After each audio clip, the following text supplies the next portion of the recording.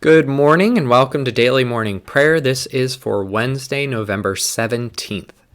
And we are gathered together in the name of the Blessed and Holy Trinity. Amen.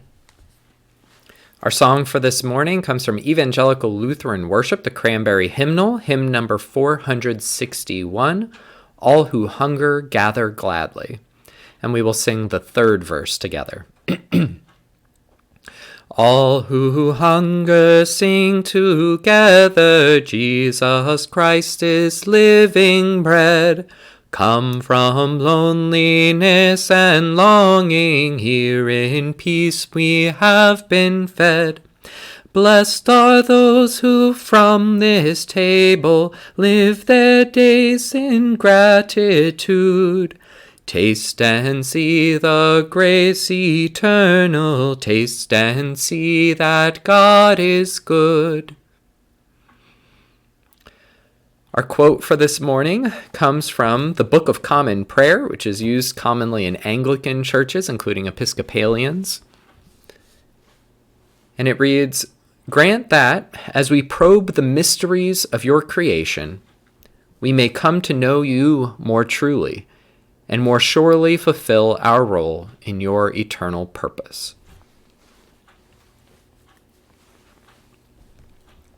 Our psalm for this morning is Psalm 13. How long, O Lord, will you forget me forever? How long will you hide your face from me? How long must I bear pain in my soul and have sorrow in my heart all day long? How long shall my enemy be exalted over me? Consider and answer me, O Lord my God. Give light to my eyes, or I will sleep the sleep of death. And my enemy will say, I have prevailed. My foes will rejoice because I am shaken. But I trusted in your steadfast love. My heart shall rejoice in your salvation. I will sing to the Lord, because the Lord has dealt bountifully with me. Our Old Testament reading this morning comes from Zechariah chapter 12, verses 1 through 13. The word of the Lord concerning Israel. Thus says the Lord, who stretched out the heavens and founded the earth and formed the human spirit within. See, I am about to make Jerusalem a cup of reeling for all the surrounding peoples. It will be against Judah also in the siege against Jerusalem. On that day I will make Jerusalem a heavy stone for all the peoples. All who lift it shall grievously hurt themselves, and all the nations of the earth shall come together against it. On that day, says the Lord, I will strike every horse with panic and its rider with madness. But on the house of Judah I will keep a watchful eye, when I strike every horse of the peoples with blindness. Then the clans of Judah shall say among themselves, the inhabitants of Jerusalem have strength through the Lord of hosts their God. On that day I will make the clans of Judah like a blazing pot on a pile of wood, like a flaming torch among sheaves, and they shall devour to the right and to the left all the surrounding peoples, while Jerusalem shall again be inhabited in its place in Jerusalem. And the Lord will give victory to the tents of Judah first, that the glory of the house of David and the glory of the inhabitants of Jerusalem may not be exalted over that of Judah.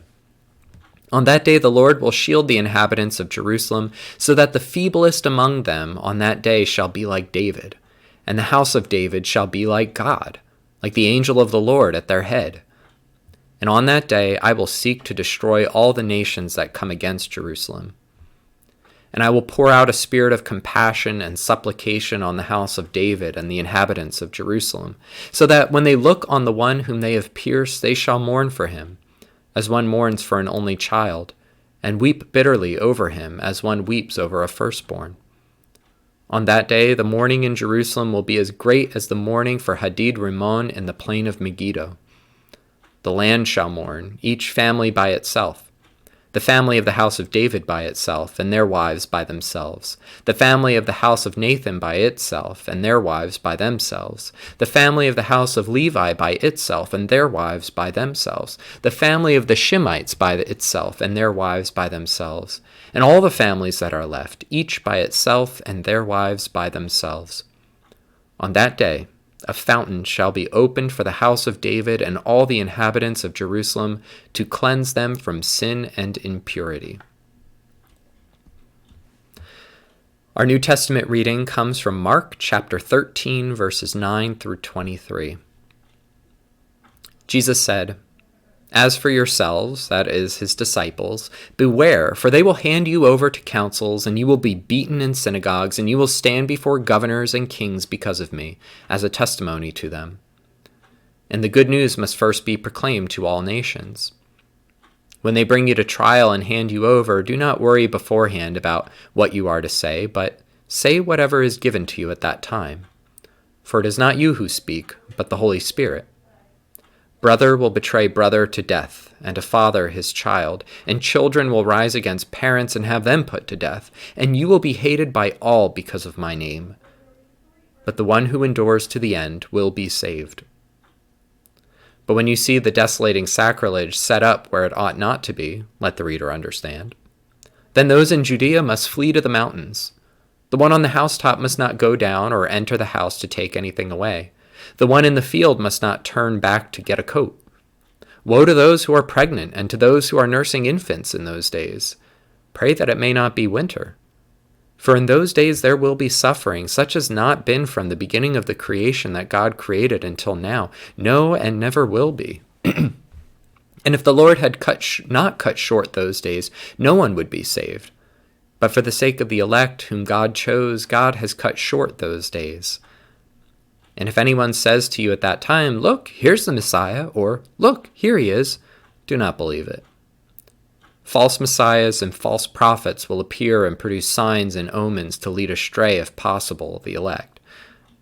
But be alert. I've already told you everything." Gathered into one by the Holy Spirit, let us pray as Jesus taught us. Our Father, who art in heaven, hallowed be thy name.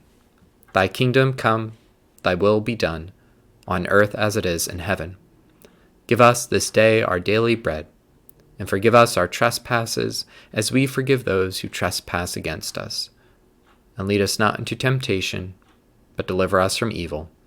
For thine is the kingdom, and the power, and the glory, forever and ever. Amen. The Lord bless you and keep you. The Lord's face shine upon you with grace and mercy. The Lord look upon you with favor and give you peace. Amen.